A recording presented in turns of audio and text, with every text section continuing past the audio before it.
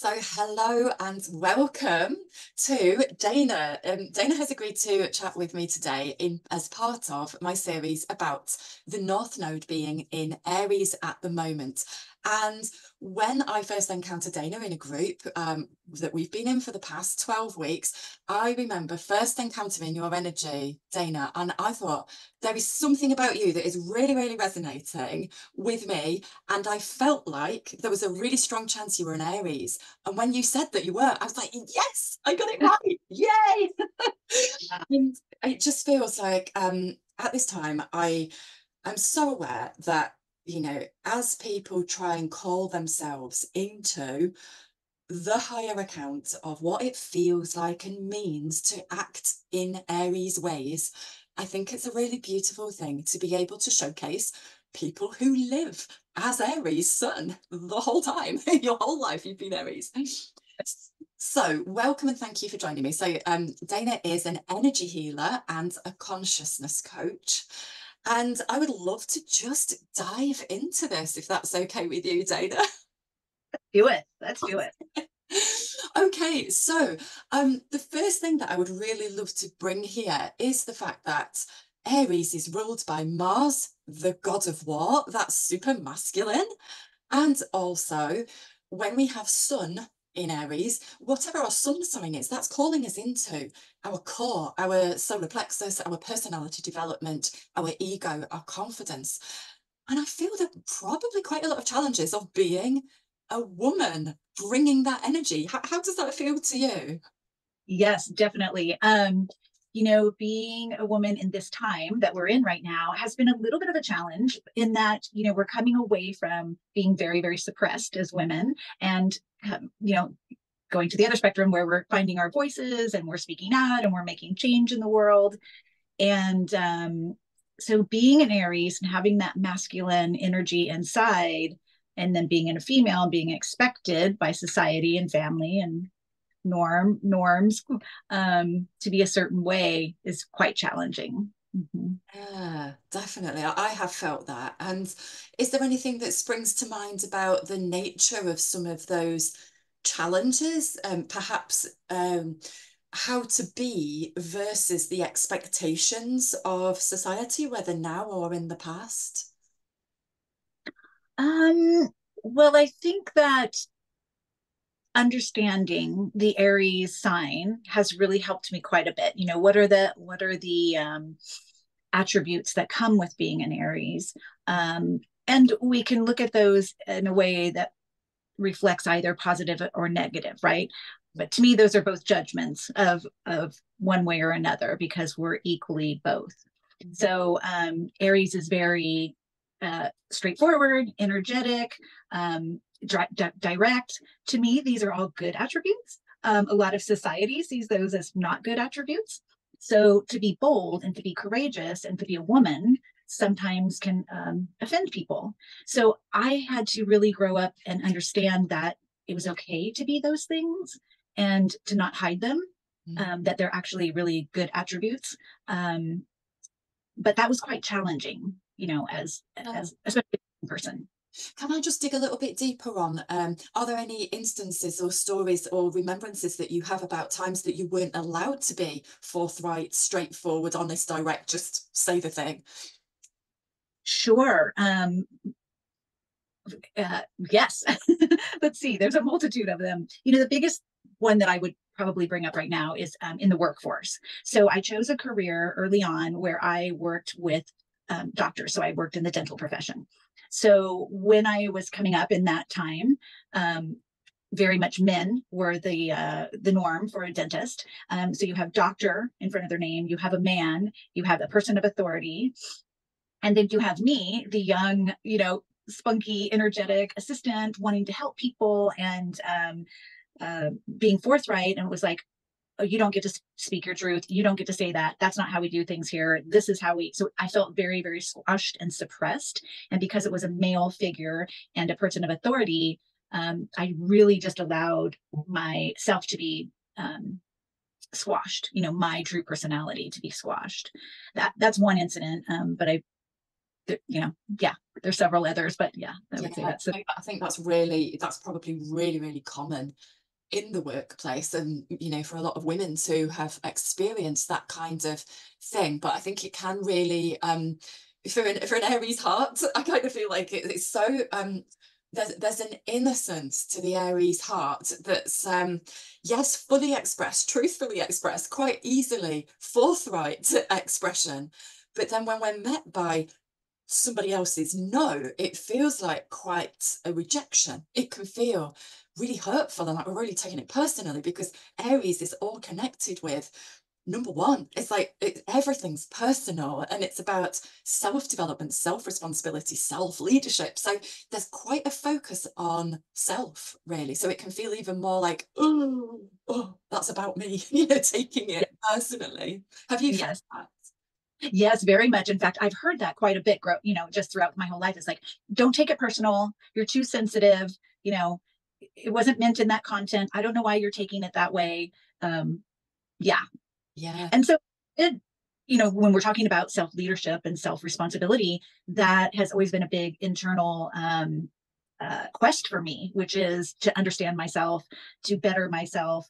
How can I interact with others in a way that feels true and honest for me as well as for them?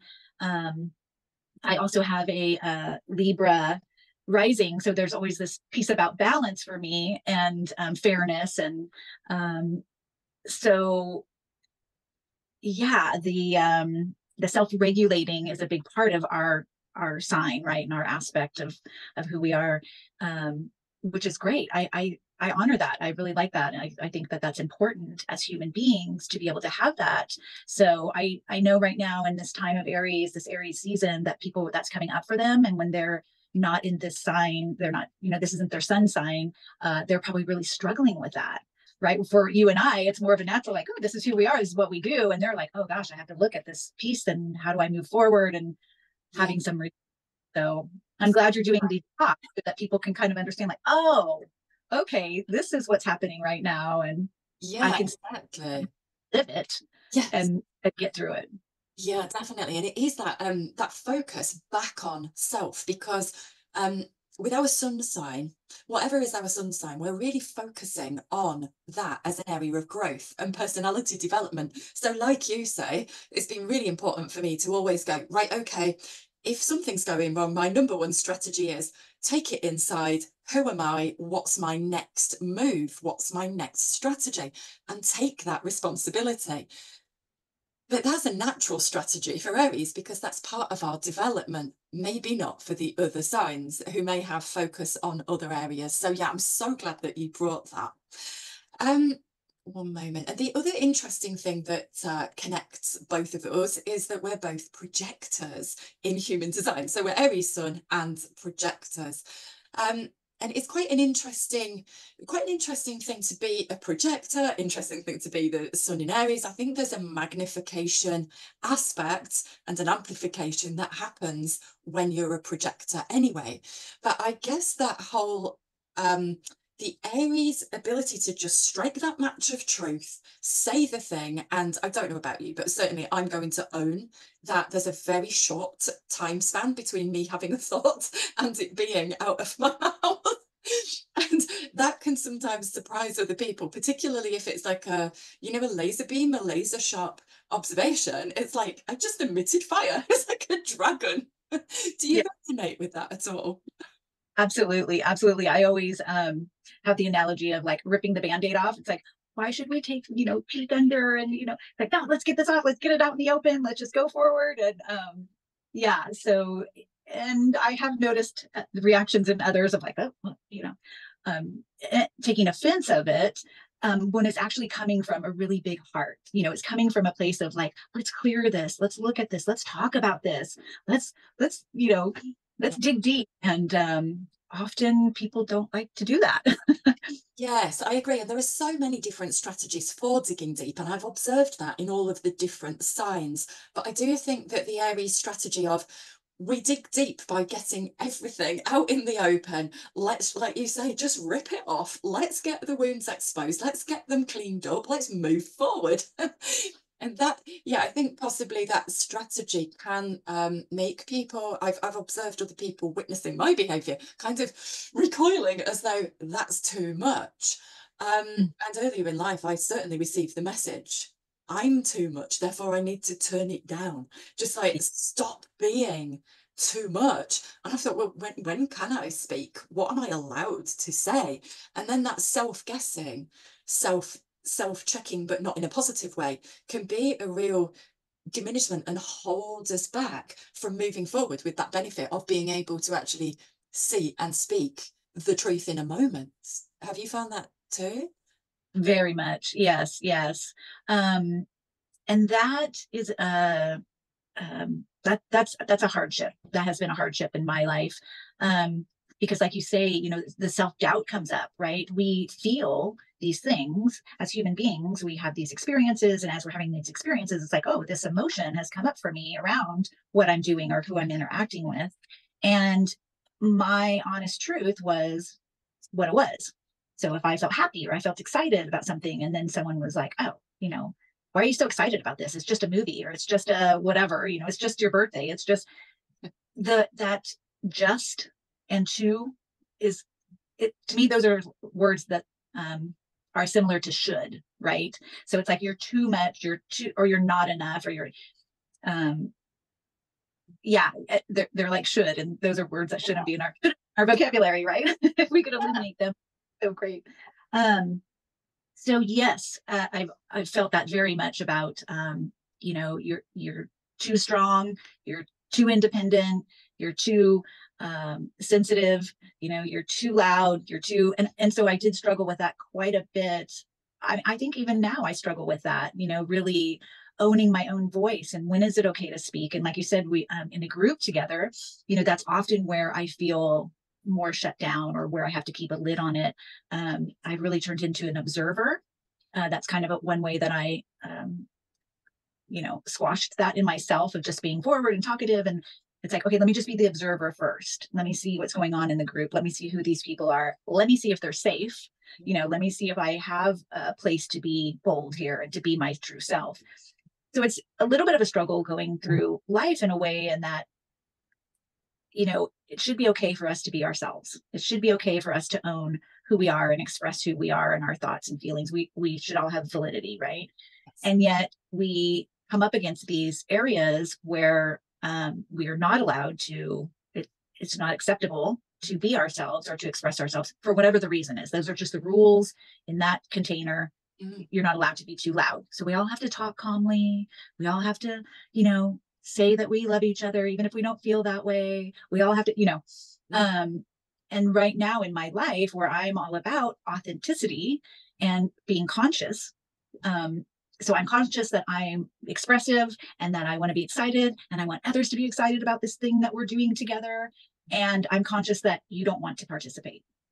So how do we do that? Right? How do we all have a place there of having our own experience and being okay with someone else having their experience? Because just like them not being okay with me being excited about whatever the group activity is, I'm not okay with them not participating when it comes down to it, right? It's like, no, let's be. Yes. Yeah. When you're a passive person or when you hold back, it's easier to fit in, Mm. right? And so that's what society is all about. Everywhere, Mm. in any culture, it's all about fitting into the tribe. And yet, when we're ourselves and we're our authentic expression, we find our own tribe and we make our own tribe where it's okay to be Mm. too, too excited and too, you know, expressive and feel too much and too. Yeah, where the rules are actually, we want you to bring it, bring your full self, bring your truthful self. Let's have it, let's hear it. I love that. Yeah. While you were speaking then, I actually quite powerfully made a little realization that I think I've probably made before, but something more came out through hearing you say it, Dana. Because we've lived in a society where it was valued to fit in, and we are both truthfully acknowledging, okay, so we didn't fit in. There were plenty of places where we dimmed ourselves, turned ourselves down, and we're like, okay, I'll be like the rest of you, and I feel rubbish and despondent, and all the other emotions that go with that. Well, I'm just thinking about it from the other side of the coin. The people who have profited by, I mean, profited not in a not necessarily in a financially abundant way. I mean, just actually done well in this world by being more passive and more easygoing. They have had, up until this point in life, so much positive feedback for being sweeter, kinder, more passive, fitting in, probably not being told they're too much, too loud, too anything.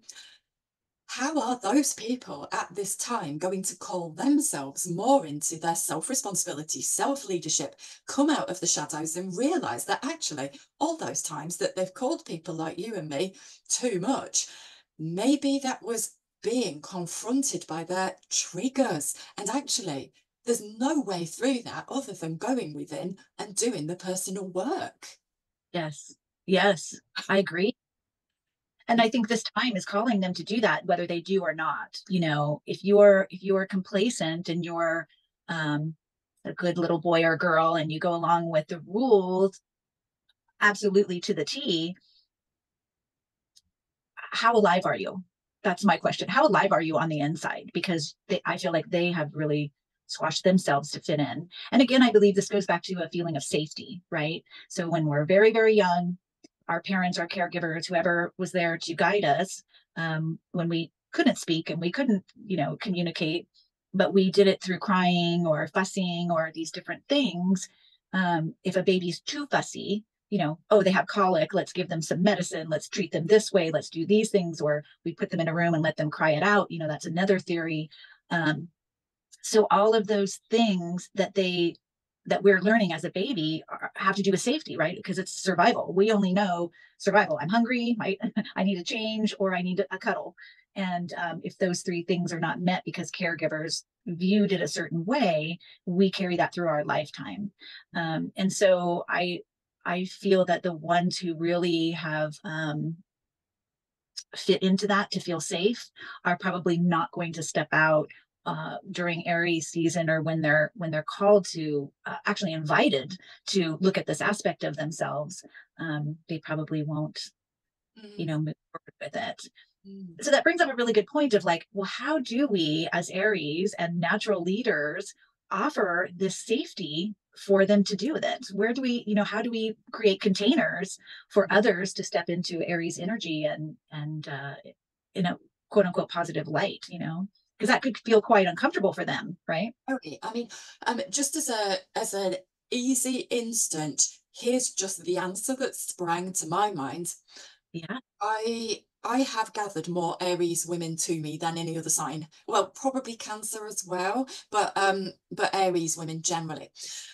And you know what? The thing that I really, really observe is one of our non-negotiables that I witnessed through them, and then I realize, oh yeah, it's me as well. One of the non-negotiables is all emotions are allowed. All emotions are valid. And it's that is the safety. And when you get people who've been conditioned into the opposite of Aries, which is Libra, and here I'm not, if there's any Librans watching, and we all have Libra somewhere in our chat, I am not being funny about Libra. I'm not here to knock Libra. What we're trying to do at this time is extol the virtues and move into the higher cadence of Aries and release the opposite side where Libra tendencies have self-sabotaged. So codependency, people pleasing, but also it's that determination to fit in. So those people will be so conditioned into believing that harmony above all else, harmony, peace. Do we, I mean, I could argue all day, do we ever get peace by not expressing the full range of our emotions and actually getting to the bottom of everything? I would say no. Right. I, Yeah, it just feels like a no-brainer to me. But so many Aries people I know are just so like, well, of course we have to play the full range. We have to express every element of the truth of who we are. So don't come telling me that you never experience anger, because I'm just gonna call bullshit on that. So yeah. does that kind of resonate for you? Does that feel true? Yeah, it does feel really true. And I love that. I love what you said, which is As Aries, we can demonstrate leadership through allowing a space for every emotion to be okay. I'm thinking about that, and I'm like, that's really what I do in the consciousness coaching, is because they will bring up things that are sort of really suppressed, and I'm like, and that's okay too. And they're like, oh, it is. It's like, yes, of course. Yeah.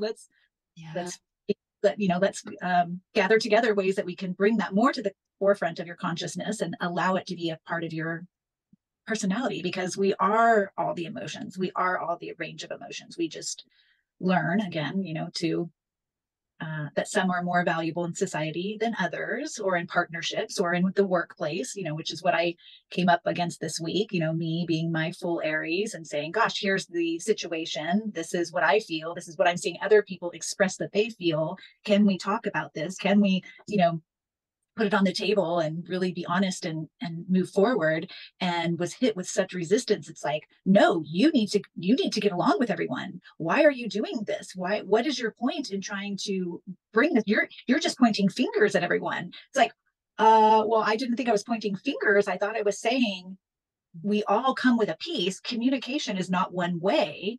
People, different styles and different signs are going to communicate in their own way. An Aries way of communicating is just direct, right? So yeah, it's just interesting how all these aspects come into play. So I hear people a lot when we talk about astrology say, "Oh, I don't believe in that." Well, you can believe in it or not believe in it. It's a reality. It's part of our aspects of being humans. Is that it's going to have you thinking a certain way. It's going to have you react a certain way. It's going to have you live your life a certain way. And not that it's the only way, because there's, all these aspects of being a human. Yes, so many. Yeah. And it is, I mean, I deal with this all the time, and it's like just bringing that level of conscious awareness that's correct for you in this here and now moment to the reality of how life is now. If it's a lens that benefits and helps, great. If it's not, fine. Move Yeah. on by. There's so many other lenses through which to view the world. Yeah, I realized, as you were saying about, how you bring in the whole allowing the full range of emotions into your consciousness coaching. It really, it made me realize again about one of my core values is in terms of spirituality, because my journey was high levels of spiritual gifts, complete and utter non-permission and total shutdown, and then when the lid came off, it was like wow. Yeah. So I think like one of my core values is, in our own time, we get to play in the imaginal realms. We get to be in contact with our own subconscious, with our unconscious. We get to play. Our minds can create images. Our minds can do amazing things. Nobody else gets to say what's true and valid for us. Yeah. Really picking apart, I mean, I used to work as a university lecturer, so bringing that critical awareness, critical thinking mind to the realm of the subconscious and spirituality was a little bit of a challenging thing, but it really made me try and unpick what's going on here. And I feel that I'm quite a fierce protector of, if that person had that valid experience, then that remains utterly true for them. Their feelings about it was true for them. Somebody else doesn't get to come in and go, oh, well, no, actually, from my head, I have already thought about this and this is my belief system. It's like, well, let's just separate opinion and academic thinking and real valid experiences and emotions, and just kind of let's peep through the veil of that and allow people to have what is their own truthful moment.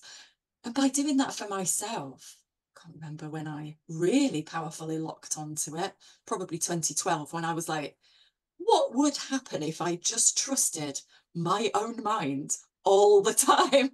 It's absolutely life changing. Yeah. Yeah. And it's a really interesting thing to witness the level of debate that we can bring to this kind of thing, because in many ways, the whole debate and bringing academic intellectualism to a topic of soul and you know, what's going on much deeper levels, the two they're not really compatible. So No. it's been so healing and revealing to just go, actually, society is healing from the sickness of having to bring rational thought to absolutely everything. Yeah. Yeah. In fact, Yeah. much later in my journey, I found that by powerfully saying, what would happen if I trusted and believed myself and my own experiences? I found actually everything did become super logical. Oh yeah. Yeah. I found that was the way to actually really powerfully say, this really adds up now. When we suspend the judgments and expectations of others, or, you know, when you're getting into the realm of religious doctrine and we start to go, hang on a minute, what if we just decided to not believe this thing that somebody else has handed us to believe? What if we just say, no, I'm going to believe me? Then what happens? And Yeah. again, I'm seeing that now as being quite Aries. Yes, I was just going to say that because Aries, we are the brave ones, right? Courage is very one of our most strong points, right? And so what you did was that, right? Free thinking is courageous. It's like, well, what if I just, believed myself and took what I, have my own authority, my own sovereignty, and I lived that? What would happen? And that doesn't mean necessarily that, you don't trust it, not trust, but you can't fit into society. That doesn't mean, if you're rebellious that you're going to be, um, you know, I don't know, disrespectful or harmful in any way to other people. It just means this is true and right for me. And that's my boundary.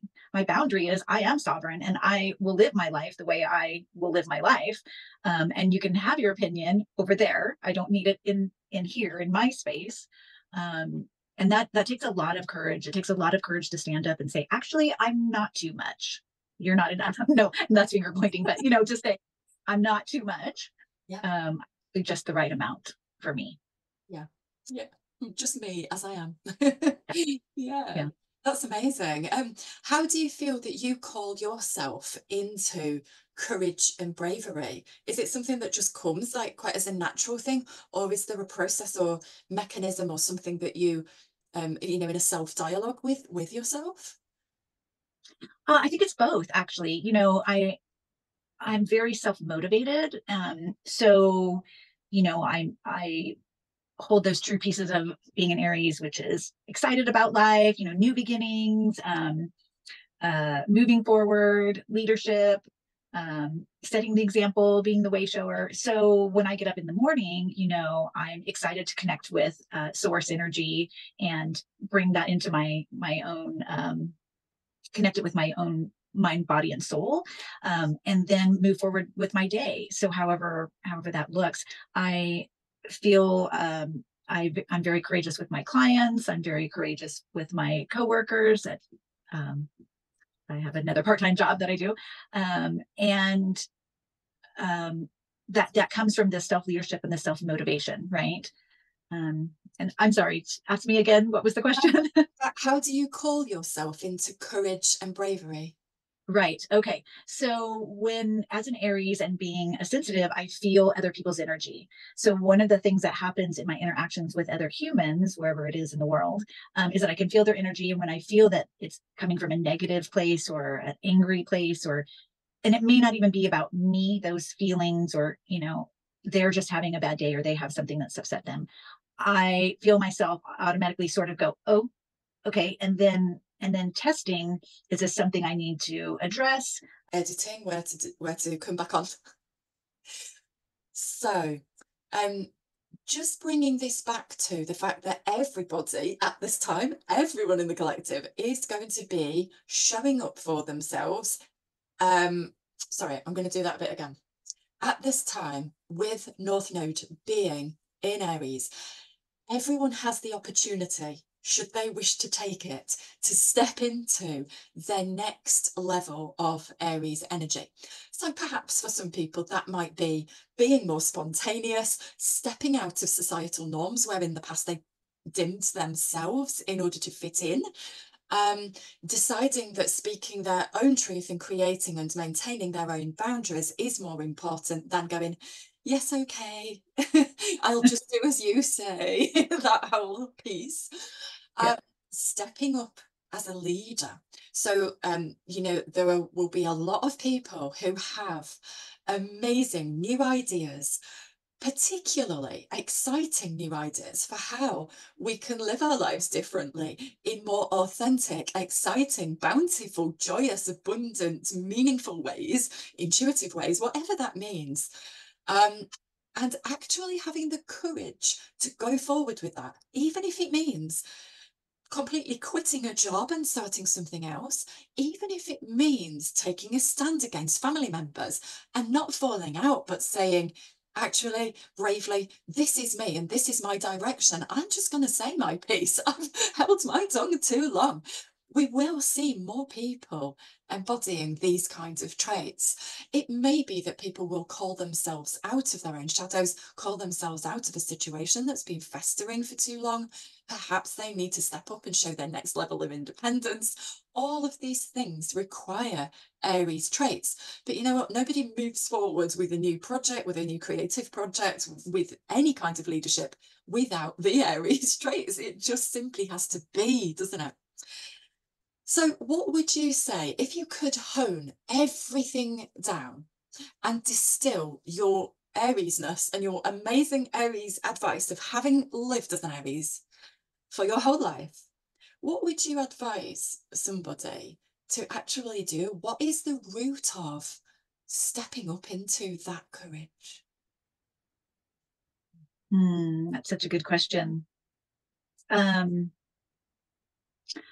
I would say the main thing that you would be advisable would be to get into stillness with yourself, because Aries energy is going to feel rocky for you if you're not used to it. And you're going to question yourself because this is new, and you're feeling bolder. So it's going to feel stepping out of your comfort zone. So if you can get in stillness and say, okay, I'm recognizing this energy, I'm feeling it, it feels fiery, I'm not a fiery person, this feels uncomfortable. And then embracing it and doing it in baby steps, maybe first, right? So if you're feeling that you are in a situation or that you have something to say that you've been holding back and you want to say it, you're ready, it's time, to do little bits at a time first, because each time you do it and the bad reaction doesn't happen that you think is going to happen, you're a little bit braver and a little bit bolder and a little bit more open. And that would be a good way to sort of incorporate the Aries energy, you know. Yeah. I think that's a really, really beautiful piece of advice. And also, if people then take that advice, they take that baby step, because Aries is also the baby of the zodiac. It's like that. Just do the thing. You know, you have to communicate. Like a baby has to communicate and doesn't have that many options other than crying, or gurgling and smiling. You know, but going for it in that baby step and then allowing a little bit of time to just go, do you know what? That level of courageous truth speaking, that level of courageous calling yourself to your next highest account, that will have ripple effects on other people. So maybe then just going, okay, let's not get into the fight. Let's just deliver the message, know that it will have shattered some untruths, and take your time before the next showing up. Does that resonate Yeah. with you? Yes. I think that's really good advice. Yeah. And Yeah. may I ask, how long will this Aries be in North Node, where people will be feeling this energy? So it's certainly for the rest of 2024. I can't remember exactly the date that it moves out of Aries, but it will be 2025 before it moves. So for the rest of this year, this is going forward bravely showing up in that courage and leadership, self-responsibility, self-leadership.